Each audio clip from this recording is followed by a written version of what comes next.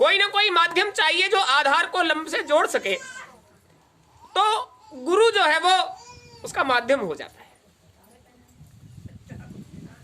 गुरु जब माध्यम बनता है तब ये जीव उस परमात्मा से मिलने के लिए, ये परमात्मा की जब चर्चा आती है तो उंगली कहां जाती है? अपने आप ही ऊपर की तरफ। इसका मतलब ऊपरी सिरा जो है वो परमात्मा का है।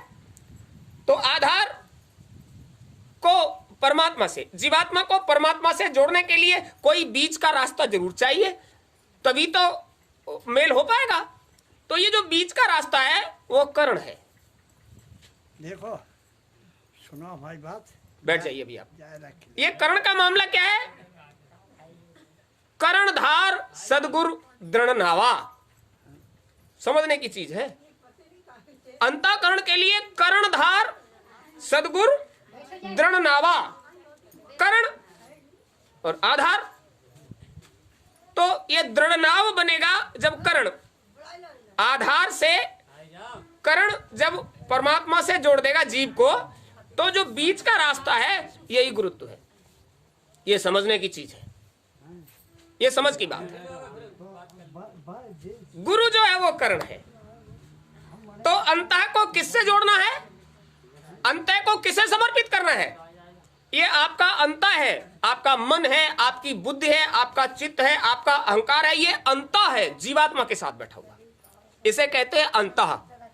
और अंतः जब तक कर्ण को सुपुर्द नहीं होता तब तक उस अंतिम सत्ता लंब के छोर तक जाने का रास्ता मिल ही नहीं सकता। और गोस्वामी जी महाराज ने उसे सिद्ध कर दिया है।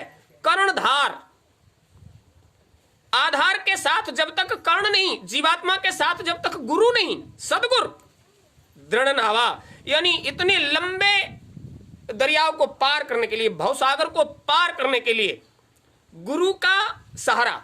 गुरु एक मल्ला है, जिस मल्ला को आप दृढ़ मजबूती से, पुख्ताई से, खूब जोर लगाकर जब तक नहीं पकड़ोगे, गुरु को जीव जब तक मजबूती से, खूब पुख्ताई से, जोर लगाकर नहीं पकड़ेगा, तब तक यह जीवन की नाव किनारे लगने वाली नहीं। दुर्लभ साध, अब पकड़ेगा कैसे?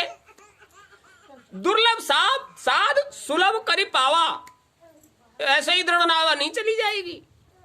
दुर्लभ, अरे आपको कुछ अलग से होना पड़ेगा। आपको वो दुर्लभ काम करने पड़ेंगे जिनके करने से गुरु प्रसन्न हो जाता है, जिनके करने से गुरु खुश। जब वो प्रसन्न हो जाएंगे तो दुर्लभ साध, जब आपके दुर्लभ कामों से साध, जब साधना करोगे, वो दुर्लभ काम करोगे जिसे साधक करते हैं। साधक क्या काम दुर्लभ करते हैं? अपने कौशल से अपने अंतःकरण को जीवात्मा से जोड़कर अंतर में उस मालिक का दर्शन दीदार करते हैं। ये सबसे दुर्लभ काम। संसार में सारे काम दुर्लभ है, ये सबसे दुर्लभ काम है कि अपना कौशल, अपने मन को, अपनी बुद्धि को, अपने चित्त को, अपने अहंकार को संसार से समेटकर जीवात्मा का साथ देकर अंतर में आप कहने लग जाओ कि हमको तो पूरा जीवन हो गया गुरु के सानिध्य में। और अभी आपसे पूछा जाए कि गुरु के सानिध्य में जीवन हो गया, क्या आपने अंतर में साधना करके गुरु के एक उस कंज दर्शन को एक बार, एक पल के लिए भी अंतर में पाया है? तो शांत हो जाओगे, अभी तो अंतर में भेंट नहीं हुई। तो पूरा जीवन गुजार दिया, अंतर में भेंट नहीं हुई, इसका मतलब है कि जो दुर्लभ काम है उसे आपने अभी सुलभ कर नहीं